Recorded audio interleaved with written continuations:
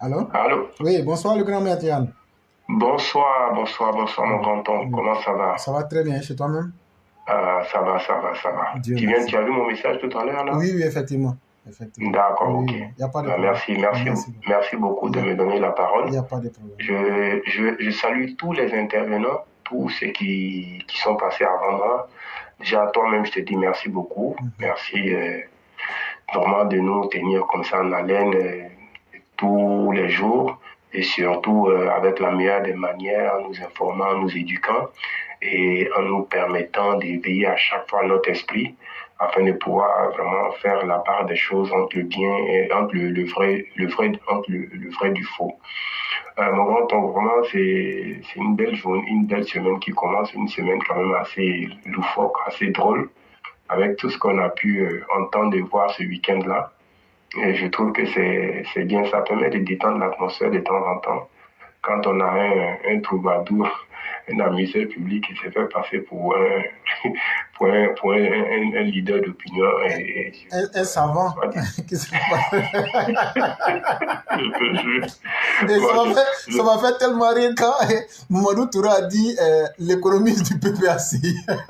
ben, je te jure, mais franchement, c'était tellement bien, et surtout, une fois n'est pas coutume, dire merci au ministre Mamadou Touré, et comme quoi nous n'avons aucun problème avec qui que ce soit, nous cherchons toujours la vérité, et ceux qui sont sur ce chemin, ceux qui travaillent pour le bien-être de la nation, trouverons nous notre reconnaissance en face d'eux, et pour leur tirer notre chapeau. Encore une fois, chapeau à lui, et vraiment qu'il continue sur cette voie-là. Mon grand oncle, déjà, donc, je dirais on va inscrire ce plus sur la liste de Bonjour 2024, hein, parce Vraiment. que à ce rythme-là, il fera pas, il va concurrencer les magnifiques, les Agalawal et autres. Il sait tellement bien. Allô? Oui, on est là, on vous écoute. Ok, il s'est tellement bien amusé la galerie. Bon, pour être un peu plus sérieux, mon grand oncle, je pense que euh, Gbagbo a un comportement assez puéril à travers son discours et surtout, moi, ce que j'ai retenu pas mal de, de choses dans son discours. Il a cette haine viscérale là en lui. C'est quelqu'un qui veut se venger à tout prix. Tu l'as dit depuis longtemps, pour lui, il a été libéré. On est au soir du 11 avril 2011. Il faut que lui, c'est son 12 avril qui a commencé. Donc, il a cette idée-là en lui de se venger coûte que coûte, comme ses partisans le disent, le match retour, quand le 6 deviendra 9. Donc, vous voyez, quelqu'un qui est dans cette posture-là, il ne peut rien accoucher de bon. Et en plus de cela, il a vraiment un comportement de chef des tribus. Moi, je ne me rappelle pas, peut-être que si toi, tu te rappelles un jour que Babo, dans un de ses discours, a prôné l'unité nationale, c'est-à-dire que considérer tous les fils du pays comme un, vraiment, moi, en tout cas, je n'ai jamais entendu ça dans son discours. C'est quelque chose qui le dépasse largement, ça dépasse ses compétences. Il ne peut pas le faire. Eff- effectivement. Donc, du coup, il est tout le temps dans des diatribes de division, opposer les communautés et tenir un discours très creux et surtout très bas à ses ouailles, mais simplement pour les enfoncer encore plus dans leur ignorance, dans leur naïveté, à travers des moments d'humour qui leur permettent de rigoler et ne pas pouvoir retenir vraiment, je veux dire, l'esprit même de ce qu'il dit. Parce que pour permettre à quelqu'un d'être à l'aise quand tu parles, quand tu essaies de lancer une dose d'humour, la personne est détendue. Et la personne retient que ce côté humoristique-là, Et surtout que l'individu lui-même, en soi-même, n'est pas un individu sérieux. Il est venu faire le griot et les éloges de sa petite maman, comme il le dit lui-même. Pendant tout ce temps-là, on a eu droit à des... elle est partie à Bruxelles, elle est partie au Ghana, elle est partie à Hollande. On n'a entendu que ça. Bon, quand tu dis que tu es vraiment... cette année, c'est l'année de la jeunesse, et qu'on te donne la possibilité de t'adresser à cette jeunesse, mais sois un peu responsable. Sois un peu responsable. Essaye quand même de tenir, de tenir un peu ton pseudo, ton pseudo rang de leader. Moi, j'ai l'impression que ce monsieur-là n'a pas permis à ses suiveurs de grandir un peu. Nous, on ne suit pas le grand maître parce que c'est l'un des nôtres ou parce que il viendrait d'une certaine région du Nord. Non, je ne pense pas que c'est ça, cela. Parce que il a prouvé à travers sa politique, il a prouvé à travers sa personnalité, il a prouvé à travers son travail qu'il est capable de nous donner notre fierté, qu'il est capable de nous donner une autre vision, qu'il est capable de nous faire voir plus grand, qu'il est capable de nous élever. Et malgré nos critiques, nous continuons à le soutenir. Mais qui peut, dans le parti de la porcherie, critiquer Gbagbo? Quelqu'un qui n'a jamais rien fait. Et lui, on lui doit tout. Quelqu'un qui, à travers son discours, on ne sent aucune vision sur le long terme. Mais c'est bien de critiquer le gouvernement aujourd'hui, c'est bien de critiquer le gouvernement, mais quand on te demande de proposer, toi, tu n'as rien à proposer. Tu n'as rien à dire aux victimes. Tu n'as rien à proposer et tu réclames une amnistie. Donc, si tu n'as rien fait, que tu n'as rien à proposer, mais tu ne te plains pas alors dans ce cas. Donc, on est dans ce genre d'enfantillage, de clownerie, vraiment comment ça s'appelle, d'amuseur public, de bouffon du roi. Et moi, je plains vraiment ces militants en grand temps parce que je n'arrive pas à comprendre que en 2023, là, il y a des personnes qui continuent à suivre un soi-disant leader comme ça. Et quand on voit la vidéo où les dames là sont en train de vomir leur venin de haine et à traiter le président, le premier citoyen du pays, comme si on traitait un moins que rien. Mais moi, je plains ces dames-là parce que je pense que la personne qu'elles suivent là est plus nocif contre elles que le président Ouattara. Parce que si moi je retiens quelque chose, depuis l'avènement de ce monsieur-là dans la vie politique de la Côte d'Ivoire n'a jamais eu une stabilité. Jamais, jamais, jamais. Dites-moi un seul jour où on a été en paix avec ce monsieur. Vous voyez, il est revenu avec sa horde de chiens de chasse. Vous voyez comment est-ce que les tensions sont en train de monter. C'est des gens qui sont encore dans leur état, qui se comportent comme s'ils étaient encore dans leur état de tribu. C'est-à-dire que, comment il s'appelle, l'individu a l'état de nature primordiale. Quand il quitte même sa base électorale, je crois que tu as compliqué. En partant du français simple, tu es tombé dans une base philosophique pour parler de l'état de nature. Tu voulais dire en fait l'homme sauvage. Oui, c'est ça. Oui, effectivement. Merci. Bon, je vais essayer de simplifier les choses. Donc, je pense que le monsieur là, lui, il est comme au campement. C'est-à-dire qu'il n'est même pas comme au village, il est comme au campement. C'est-à-dire que quand il va dans sa forêt là, pour aller s'amuser, pour aller travailler un peu la terre, il a un comportement de personne, je ne dirais pas des villageois, parce que les villageois encore, ils ont encore une certaine classe. Mais lui, c'est quand lui, il veut quelque chose, ça doit être fait en fonction de lui d'abord et après en fonction de son clan. Même son clan, même, non, je pense pas. Je ne pense pas. Parce que si lui il est satisfait, les autres ne sont pas satisfaits, c'est pas grave. Et quand il fait un discours pour faire l'éloge de sa femme, à un moment, il dit, mais les gens, ils ne savent pas de quoi ils parlent. J'ai l'impression comme s'il est en train de se justifier de quelque chose qui le chagrine au fond de lui. C'est-à-dire, il est en train de faire un... C'est-à-dire, il n'est pas... Il est en conflit avec sa propre conscience.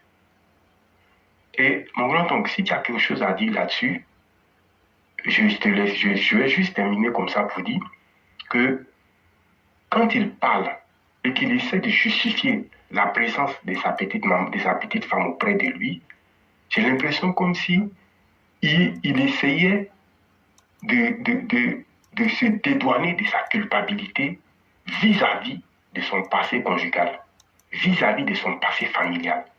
Et c'est pour ça que, à chaque fois, quand il a une occasion de faire un discours, il faut que ça revienne, Et il a commencé depuis son premier congrès, après, en essayant d'interpréter la fameuse chanson de Feu, j'oublie son nom là, lui qui chantait Ma chérie est pas là. Depuis lors, il avait commencé déjà à vouloir. Vous savez, quelqu'un qui se reproche quelque chose, il va être là toujours en train de revenir, ressasser les événements du passé pour essayer quelque part de se justifier. Je pense qu'aujourd'hui, il est dans cette situation. Quand il expose sa petite maman à chaque fois comme ça, et ça, je trouve ça dommage. Je pense que la jeunesse que tu as fait venir n'a pas besoin forcément de savoir ta vie conjugale. Bon, même le vieux Bouddha, les vieux Bouddha de Daokro, lui, quand il parle, on n'entend jamais parler de sa femme comme ça. Et là, notre père, le président Ouattara, l'excellentissime Ouattara, le grand président, son excellence, lui, c'est toujours bras dans les bras qui descend avec sa femme. On sent une complicité, on sent une harmonie, on sent vraiment le véritable amour qui règne entre les deux. Mais ils n'en font pas une publicité. Et nous, on n'a pas forcément besoin de savoir sa vie, ce qui se passe dans sa vie de famille ou dans sa vie conjugale. Là, tu es venu, on s'attendait à quelque chose de nouveau. Même des solutions qui n'est pas tu critiques, mais qui n'est pas capable de donner des solutions au problème des jeunes. Donc, s'il n'a rien à dire, nous, on va l'inscrire à Bonjour 2024. Il va continuer à amuser les gens. Et comme il veut se faire passer pour un amuseur public, un ambianceur de foire, il n'y a pas de problème. Mais vraiment, je pense qu'aujourd'hui, la Côte d'Ivoire se veut plus sérieuse que ça. Je pense qu'aujourd'hui, les Ivoiriens ont besoin la jeunesse ivoirienne a besoin d'un leader qui est capable de les faire rêver, qui est capable de les emmener plus haut, qui est capable de leur donner leur fierté, qui est capable de leur dire, voilà, vous n'êtes pas obligé de venir en Europe, vous n'êtes pas obligé d'aller chercher à traverser la Méditerranée, mais chez vous, avec moi, je peux vous emmener tout ce dont vous rêvez, que vous voyez à l'extérieur. Moi, je peux vous emmener en Côte d'Ivoire. Et c'est ce qu'il est en train de faire, et surtout, il le fait bien. Maintenant, le cas de la justice, moi, je remercie aussi quelque part c'est tout. Nous tous, nous avons besoin de justice. Mon grand-oncle, nous sommes vraiment à l'avant-garde de la pensée politique sur les réseaux sociaux. Franchement, je le dis en toute modestie, franchement, souvent aussi la modestie aussi est aussi une faiblesse. Il faut dire les choses comme elles sont. Grâce à toi, grâce à tous les élèves de la classe, nous sommes en train aujourd'hui de faire changer, de faire bouger les mentalités. Et j'ai l'impression que tout ce qu'on a dit il y a plus d'1 an, c'est aujourd'hui que les gens, c'est devenu, c'est aujourd'hui, ça y est à l'actualité encore. Ça veut dire quelque part que vraiment, il faut te rendre hommage, il faut nous rendre hommage. Et ça aussi une façon aussi de nous dire de continuer encore à nous améliorer dans tous les moyens que possible. Donc, vraiment, si tu as quelque chose à dire à travers ce que je viens de dire, moi, je pense que pour ce soir, j'en ai fini. Vraiment, merci beaucoup, Yann. Merci pour toute ta détermination et tu dis toujours des choses vraiment très sages et on te considère même comme le philosophe de la plateforme. Et oui, oui, mais mon grand oncle, ça, c'est trop, hein, mon grand oncle, vraiment. On essaye seulement. C'est toi qui nous inspires. Hein. Il y a toi, toutes nos mères, mère blanc que j'appelle, excuse-moi de te couper, mère blanc que j'appelle mère chère de poule parce que son test de la dernière fois, là, sur toi, là, non, ça m'a trop marqué. Bon, c'était juste une parenthèse. Elle avait fait fort. Et donc, relativement à ce que tu viens de dire, effectivement, la modestie finit par être un poison quand on en fait un peu de trop. Et vous savez, trop de trop finit par être inutile. En vérité, ce que nous disons, on a toujours dit que ceux qui suivent la plateforme Éclaireur Pro Vérité, rien ne vous surprendra. Allez reprendre le débat d'hier, vous aurez l'impression même que les gens sont en train de s'aligner aujourd'hui. C'est-à-dire, et le pouvoir en place et l'opposition ont fini par s'aligner à comprendre la nécessité de la justice et de la vérité avant même les réconciliations. Bon, hier, Mamadou Touré l'a dit. Avant lui, Kakabe l'a dit. Et c'est ce que nous répétions depuis très longtemps. Mais les gens semblaient peut-être que c'est peut-être nous qui disions ces vérités-là qui ne font pas plaisir. Si c'est ça le problème, en ce moment, on dit qu'il n'y a pas de problème parce que ça devient de la sélection. Pourquoi c'est eux qui disent la vérité et pourquoi pas les autres? Mais c'est parce que les autres n'en ont pas le courage et peut-être même l'intelligence parce que nous ne faisons pas que donner de l'information. C'est-à-dire ici, c'est de l'analyse de l'information que nous faisons. C'est pourquoi nos titres parlent d'analyse politique.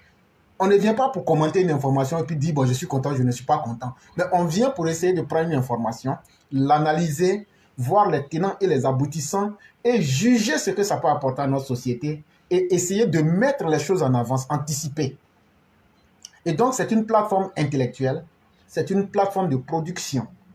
Et c'est pourquoi ceux qui suivent notre plateforme vont se trouver dans la situation où elles savent un peu déjà presque tout en avance à cause des analyses qui sont effectuées. Et là, tu as posé la question de savoir, les gens parlent, mais ils ne savent pas de quoi ils parlent. Effectivement, sur chaque phrase, sur chaque bout, sur chaque geste, on aurait pu spéculer sur tout. Mais à la fin de la journée, Laurent Gbagbo demeure un homme inutile, ce qui fait que souvent on saute sur beaucoup de choses. Mais comme tu l'as demandé, voilà ce que ça veut dire en réalité. L'homme termine sa phrase avec « Les gens parlent, mais ils ne savent pas de quoi ils parlent ». Ce qui supposerait que lui sait des choses que beaucoup ne savent pas. Mais par rapport à quelle situation? Par rapport à sa situation matrimoniale.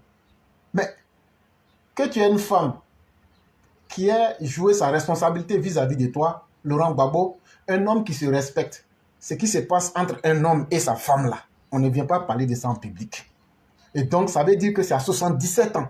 Toi, tu te retrouves aujourd'hui à prendre comme objet de fierté ce qui s'est passé entre toi et Nadi, ce qu'on appelle l'intimité, à vouloir prendre ça aujourd'hui comme un trophée de guerre. C'est à se demander si cet individu-là est dans une voie même de régression dans son existence. C'est-à-dire, lui, il est en train de tomber plus bas. Parce que le problème que ça pose là, lui veut forcément se justifier que c'est sur la base pour se montrer comme si lui il était quelqu'un de reconnaissant. Mais Laurent Gbagbo, tu n'es pas reconnaissant. Parce que Blaise Compaoré qui est à Abidjan l'a dit qu'il te donnait 20 millions par mois sous la promesse que tu lui aurais donné le poids de 100 € pour ses activités. Et donc tu as un devoir de reconnaissance vis-à-vis de lui.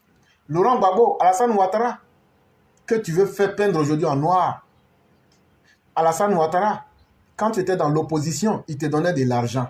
Et le courage aussi d'avoir cette force-là de dire que les gens ne savent pas de quoi quand toi tu parles d'Alassane Ouattara. Et ce même courage-là, en fait, son esprit fait de la sélection. Parce que c'est ce qu'on appelle l'esprit victimaire. C'est-à-dire que dans son esprit, lui-même, il sait que ce qu'il a fait n'est pas bien. Mais son esprit n'est pas en harmonie avec les faits réels. Et donc, lui-même doit se justifier constamment. C'est pourquoi vous avez vu que leur rencontre est devenue une foire des problèmes conjugaux. Au lieu d'être dans le vécu, dans le réel des Ivoiriens, c'est devenu une foire aux affaires conjugales de Laurent Gbagbo pour expliquer pourquoi lui il est avec Nadi Bamba. Mais en quoi est-ce que cela a un avantage sur les Ivoiriens? En quoi est-ce que cela peut aider un Ivoirien à résoudre une question qui est liée à son avenir? Rien. Et donc, ça montre que l'homme est replié sur ses intérêts personnels. Et si on veut rentrer dans la question plus profondément, pour aller en psychologie, on pourrait parler de Freud, de Sigmund Freud, et aussi dire que l'individu n'a pas véritablement évolué. Il est resté dans les plaisirs simples. Et pour lui, donc, Laurent Gbagbo aura vécu 77 ans sur la terre pour simplement bénéficier des faveurs d'une femme. Et ça, est-ce que c'est ça le motif véritable de la vie d'un homme? Et il est obligé de se justifier. Mais cela ne lui donne pas raison. Parce qu'à la vérité, Laurent Gbagbo a toujours voulu se présenter comme celui qui a toujours été la victime. Et donc aujourd'hui, tout le monde a vu dans un mois de juin 2021 où il a humilié Simone. Mais il veut justifier que c'est Simone qui est responsable de ces fêtes-là. Mais qu'il ait le courage de nous dire aussi ce qu'on ne sait pas. Si c'est Simone peut-être qui a donné la dot pour le marier et que lui, il était peut-être pris en otage par Simone, qu'il a le courage de le dire en public. Mais comme c'est quelqu'un qui s'inscrit dans la victimisation, lui n'a jamais rien fait. C'est toujours les autres qui lui ont fait du mal.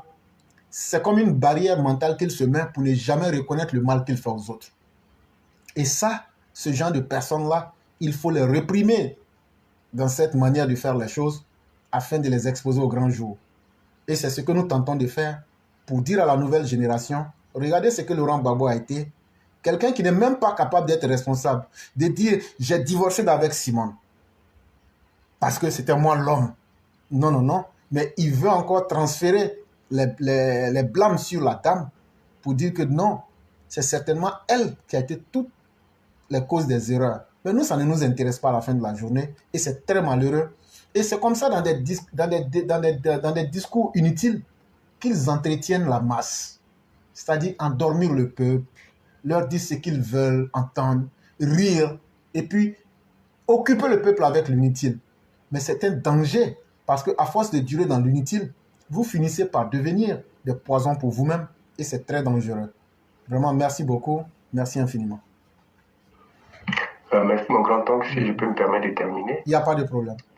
J'aimerais simplement dire, Gbagbo, c'est l'homme du passé avec un lourd passif. Il faut qu'on retienne cela. Parce que son bilan égale à 0 comme lui-même. Merci. Merci beaucoup. Merci infiniment. Et comme il est dit, toute chose qui n'est pas vouée à être grand doit toujours baisser. Et au fur et à mesure que le temps passe, le monde entier se rend compte que Laurent Gbagbo est en train de baisser parce que c'est quelque chose qui n'a jamais été créé pour aller vers la grandeur. Et c'est ça Laurent Gbagbo. Vraiment, merci infiniment et très excellent. Merci, je reste à l'écoute. Merci beaucoup.